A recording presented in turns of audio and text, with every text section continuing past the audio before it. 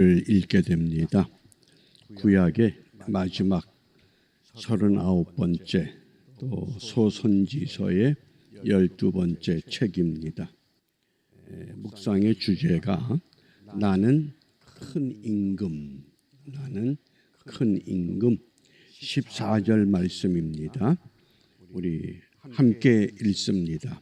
짐승떼 가운데에 수컷이 있거늘 그 서원하는 일에 흠 있는 것으로 속여 내게 드리는 자는 저주를 받으리니 나는 큰 임금이요 내 이름은 이방 민족 중에서 두려워하는 것이 됨이니라.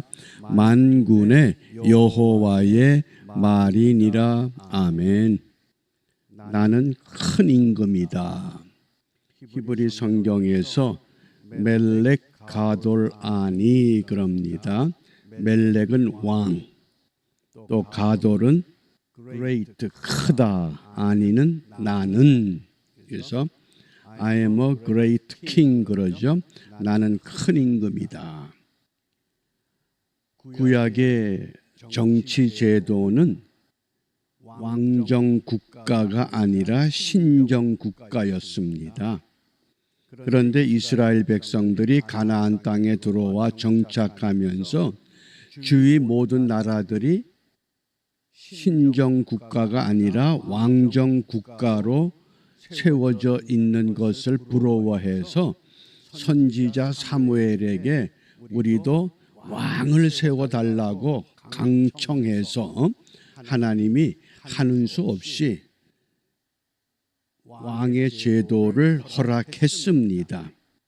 그러나 근본 정신은 하나님은 나는 큰 임금이다. 이 세상을 다스리는 큰 임금이라고 하는 것을 분명히 밝혀주고 있습니다. 우리가 이제 말라기서를 읽으면서 몇 가지 기억해 주실 것은 첫 번째, 말라기라는 뜻입니다. 말라기라고 하는 이 뜻은 나의 사자, 쉽게 말하면 하나님의 메시지를 전달하는 하나님의 메신저를 말합니다. 그래서 어떤 학자는 말라기는 인물이 아니라 하나님의 천사일 수도 있다, 또는 하나님의 말씀을 전하는 모든 메신저들을 가리키기도 한다, 그런 해석을 하지만은 우리는 전통적인 방식에 따라서 말라기 선지자, 하나님의 사자다라고 하는 것. 두 번째는 구약의 마지막 책이라고 하는 것, 이미 잘 알고 있습니다. 우리가 말라기서 다음에 신약이 시작됩니다. 그러니까 구약과 신약의 중간이 우리는 간단하게 생각하지만은 그 신구약 중간 시대가 대략 500년입니다. 그 500년 동안 하나님은 아무 말씀을 하지 않고 침묵하는, 그래서 이게 암흑의 시기라고 그럽니다. 반면에 가톨릭 교회에서는 신구약 중간 시대에도 하나님은 말씀을 하셨다.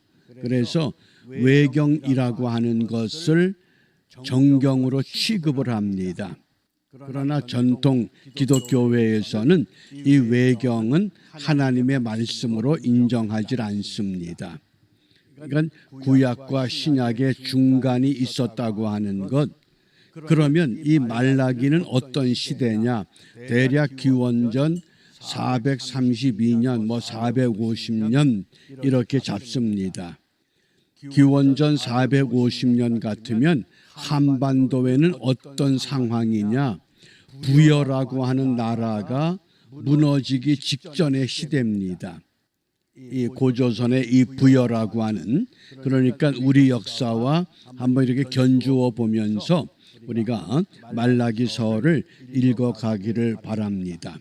그다음 세 번째, 이 말라기서는 학개 스가랴 선지자들이 하나님의 백성들을 격려하고 깨우쳐서 제2의 성전, 수룹바벨 성전이라고 하는 제1의 성전은 솔로몬 성전, 제2의 성전은 수룹바벨 성전, 이 성전을 재건했습니다. 그리고 하나님 앞에 큰 기대를 갖습니다. 우리가 이 어려운 중에 포로 생활에서 돌아와서 하나님이 그토록 원하시는 하나님의 성전을 재건했다. 그러면 무엇을 기대할까요? 하나님이 우리에게 복을 주시겠구나. 복을 기다린 겁니다. 그런데 문제가 있습니다. 복이 임하는 것이 아니라 여전히 지금 말라기 이 선지자 시대에도 바벨론의 포로, 그 다음에 뭡니까? 파사라고 하는 이 페르시아의 총독이 지배하고 있는, 여전히 지배당하는 나라의 서름을 겪고 있는 겁니다. 성전 재건의 본들 무슨 의미가 있냐? 신앙생활에, 영적 생활에 회의가 왔던 시대입니다. 이제 그런 때에 이 선지자 말라기를 통해서 이 1장부터 3장까지 읽어보면, 물론 이제 4장까지 있습니다. 질문과 답변식의 교훈을 하는 겁니다. 그래서 그 질문과 답변을 7개의 질문, 7개의 답변 이렇게도 분석을 하고, 또 두 번째, 세 번째 질문은 하나의 맥으로 보고서 6개의 질문과 답변 이렇게도 이해할 수 있습니다. 오늘 우리가 1장에 보면 2가지 질문이 소개됩니다. 주께서 어떻게 우리를 사랑하셨는가? 1장 2절에 나오죠. 어떻게 우리를 사랑했는가? 또 두 번째, 우리가 어떻게 주의 이름을 멸시했는가? 또 곧 이어서 우리가 어떻게 주를 더럽게 했는가? 그래서 이 6절과 7절을 2가지 질문으로 나누면 7가지 질문이 되지만은 이 6절과 7절을 하나로 묶으면 결국은 2개의 같은 맥락에서 우리가 이런 문답식에, 그래서 오늘 하나님께서 오늘 말라기 선지자를 통해서 우리에게 무엇을 말씀하시는가? 하나님의 사랑을 강조하고 있습니다. 그 사랑이 선택적 사랑입니다. 어제 주일 예배 때 제가 하나님의 사랑에 대해서 2가지를 소개했습니다. 하나님은 선제적 사랑이다. 우리가 태어나기도 전에, 우리가 하나님을 알기도 전에 우리를 먼저 사랑해 주셨습니다. 선제적 사랑. 그 다음에 그 사랑은 우리를 강압적으로 끌고 가는 것이 아니라 인격적 사랑입니다. 오늘 말라기서에서는 하나님은 선택적 사랑입니다. 2절 말씀입니다. 2절 말씀을 함께 읽습니다. 여호와께서 이르시되 내가 너희를 사랑하였노라 하나 너희는 이르기를 주께서 어떻게 우리를 사랑하셨나이까 하는도다. 무슨 고백입니까? 하나님은 여전히 하나님의 백성들을 사랑한다. 아하브라는 단어를 썼습니다. 정말 내가 너희들을 끔찍히 사랑한다. 그런데 백성들의 생각은 뭡니까? 어떻게 우리를 사랑했습니까? 우리가 성전을 재건했습니다. 그런데 여전히 우리는 페르시아 총독의 지배를 받습니다. 우리가 농사를 지으면 소출이 없습니다. 우리 삶이 너무 곤고합니다. 이게 하나님의 사랑입니까? 그렇게 항변하는 겁니다. 우리가 이런 동일한 모습을 지금도 계속 이어가고 있습니다. 내가 기도하지 않다가 기도했습니다. 11조를 바치지 않다가 바쳤습니다. 예배에 한 번도 빠짐없이 참석했습니다. 그런데 왜 이 모양 이 꼴로 삽니까? 그런 한탄입니다. 신세 한탄하는 겁니다. 근데 하나님은 어떻게 말씀하십니까? 내가 너희를 사랑한 것을 내가 정확히 일러주마.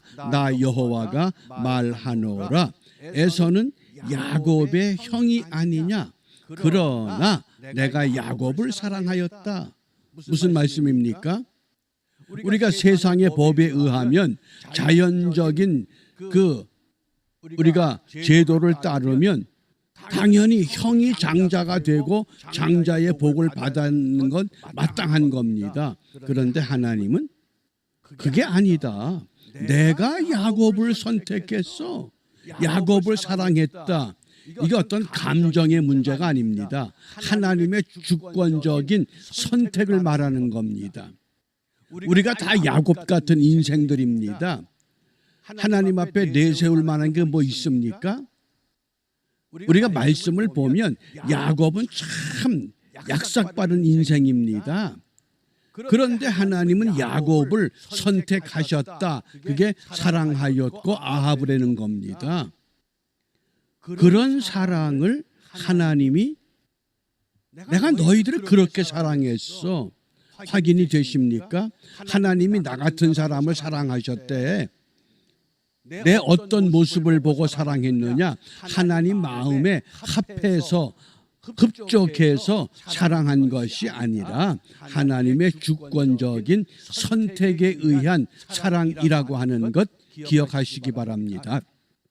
그 다음에 그래서 왜 선택했느냐? 4절에 보면 에돔은 말하기를, 에서를 말하잖아요. 우리가 무너뜨림을 당하였으나 황폐된 곳을 다시 쌓으리라 하거니와 나 만군의 여호와는 이르노라. 그들은 쌓을지라도 나는 헐리라. 사람들이 그들을 일컬어 악한 지경이라 할 것이요 여호와의 영영한 진노를 받은 백성이라 할 것이다. 그리고 3절에서 에서는 미워하였다 그랬습니다. 어떤 감정의 미움이 아니라 에서는 선택하지 않았다. 사회 제도에 따르면 장자가 자연히 선택을 받아야 되는데 하나님이 선택, 하나님의 주권적인 선택이라고 하는 겁니다. 그러니까 하나님이 그렇게 결정을 했기 때문에 우리는 이게 사랑이구나. 그런데 여전히 하나님의 백성들은 세속적인 가치에 의해서 물질이 얼마나 있느냐, 육신이 얼만큼 건강하냐, 자녀들이 얼만큼 성공했느냐, 자꾸 세속의 가치로 하나님의 사랑을 저울질하고자 하는 것, 그게 우리의 습성입니다. 그러나 분명한 것은 하나님이 선택적인 사랑을 우리가 입었다고 하는 것. 그 다음에 이제 두 번째 질문입니다. 6절 말씀에 보면 내 이름을 멸시하는 제사장들아, 나 만군의 여호와가 너희에게 이르기를 아들은 그 아비를 종은 그 주인을 공경하나니 내가 아비일진데 나를 공경함이 어디 있느냐. 내가 주인일진데 나를 두려워함이 어디 있느냐. 너희들이 정말 나를 두려워해서 제물을 가져오고 제사를 드리고 너희들이 정말 나를 두려워해서 하나님 앞에 예배하느냐? 그 예배가 신령과 진정의 영적인 예배냐? 이렇게 묻는 겁니다. 그러니까 또 하나님의 백성들이 우리가 어떻게 주의 이름을 멸시했습니까? 주님이 원하는 거 다 하지 않았습니까? 예배하라, 예배했습니다. 11조 바쳐라, 바쳤습니다. 기도해라, 기도했습니다. 봉사해라, 봉사했습니다. 그런데 왜 우리를 이토록 이 땅에서 세상 사람들보다 더 월등한 위치의 삶을 유지하지를 못하고 세상 사람들은 하나님을 믿지 않아도 자기들 마음대로 살면서 우리보다 더 건강하고 잘 살고 잘 먹고 누리고 그러는데 우리는 왜 이 모양 이 꼴입니까? 그런 고백의 한탄인 겁니다. 그러니까 하나님께서 정말 너희들이 나를 두려워했느냐? 그러면서 그 하나님의 백성들의 잘못이 무엇이냐? 제사를 드렸지만은 예배를 하나님 앞에 드렸지만은 7절입니다. 너희가 더러운 떡을 나의 단에 드리고도 말하기를 우리가 어떻게 주를 더럽게 하였나이까. 온전한 제물을 드리지 않았다는 겁니다. 눈먼 희생, 저는 것, 병든 것, 이런 것들을 갖다 바치고, 모양은 형식을 갖췄는데 내용은 하나님이 기뻐하는 내용이 아니라고 하는 것. 우리가 이 말씀을 묵상하면서 주일마다 예배할 때 정말 우리 예배가 하나님이 원하는 그 기쁨의 요소들을 채워가고 있는가? 그런 모습이 아니라 사람에게 보여주고 사람에게 인정을 받는 그런 예배라고 하면 하나님은 다시 돌이키라고 말씀을 하십니다. 그래서 8절 말씀에 보면 이런 비유로 말씀을 합니다. 만군의 여호와가 이르노라 너희가 눈먼 희생으로 드리는 것이 어찌 악하지 아니하며 저는 것 병든 것으로 드리는 것이 어찌 악하지 아니하냐. 이제 그것을 너희 총독에게 드려보라. 너희를 지배하고 있는 페르시아 총독에게 그런 제물을 한번 바쳐봐라. 그러면 총독이 좋아하겠냐. 하물며 나는 큰 임금인데 어떻게 큰 임금에게 그런 것을 내려놓느냐. 너희들이 정말 온전한 것으로 하나님 앞에 드리고 있느냐. 어떻습니까? 뭔가 부족하다고 느껴질 때 우리가 그 부족함을 다시 회복하는 것, 그것이 말라기 선지자를 통해서 내가 세상의 큰 임금이다. 너희들이 나를 정말 큰 임금처럼 섬기느냐. 그저 마지못해서 형식적으로 내가 교회에 출석해야 하기 까닭에 그런 것 때문에 하나님을 섬기는 것이라고 하면 차라리 하나님은 너희들을 가증스럽게 생각할 수밖에 없노라고 오늘 우리를 꾸짖습니다. 그러므로 오늘 우리가 무엇을 결단해야 되느냐? 로마서 12장 1절 잘 기억하시죠? 너희 몸을 하나님이 기뻐하시는 거룩한 산 제물로 드리라. 이것이 너희가 드릴 영적 예배다. 하나님 앞에 어떤 드리는 그런 물질이나 시간이나 어떤 내 재능이나 어떤 내 모습이 아니라 과연 내 몸, 그 몸이 뭡니까? 내 삶 자체가 하나님이 기뻐 받으실 만한 믿음의 삶인가? 이것을 다시 점검하면서 오늘 우리가 무엇을 기도해야 됩니까? 경건한 삶이 회복되기를 위해서. 경건의 모양은 갖췄습니다, 이제. 그런데 하나 더 경건의 능력을 회복하라고 말씀합니다. 경건의 능력은 성령이 지배하는 생활입니다. 내가 결정하고 내가 판단하는 그것이 아니라 하나님의 성령이 결정하게 하고 판단하게 하는. 그래서 그러한 생활이 어떤 요소로 우리에게 나타나느냐? 사랑과 기쁨과 평안과 인내와 친절. 이것을 사도 바울은 성령의 9가지 열매라고 우리에게 가르쳤습니다. 그래서 오늘 우리가 경건의 모양은 이제 가지고 있는데 이것이 아니라 경건의 능력이 회복되기를 위해서 성령이 지배하는 능력의 삶을 우리가 이루기 위해서 결단하고 이러한 삶을 통해 다시 한번 오늘 이 휴일에 우리의 삶을 점검하면서 하나님이 기뻐하는 영적인 예배자들로 새롭게 세워지는 은혜를 함께 누리는 은총의 하루가 되시기를 바랍니다. 기도하겠습니다. 은혜로우신 아버지 하나님, 하나님의 백성들이 하나님 앞에 마땅히 드리는 제물, 마땅히 드리는 제사, 하나님이 기뻐하지 않은 까닭은 형식은 갖추었지만은 그 형식 속에 갖추어져야 할 내용이 부족하다고 선지자 말라기를 통해서 우리에게 말씀하셨습니다. 우리가 이 말씀을 거울 삼아 경건의 모양은 갖고 있지만 아직도 경건의 능력이 부족한 우리 자신들의 모습을 점검하며 이 아침 시간에 하나님이 원하시고 기뻐하시는 경건의 능력의 삶을 회복하기를 원합니다.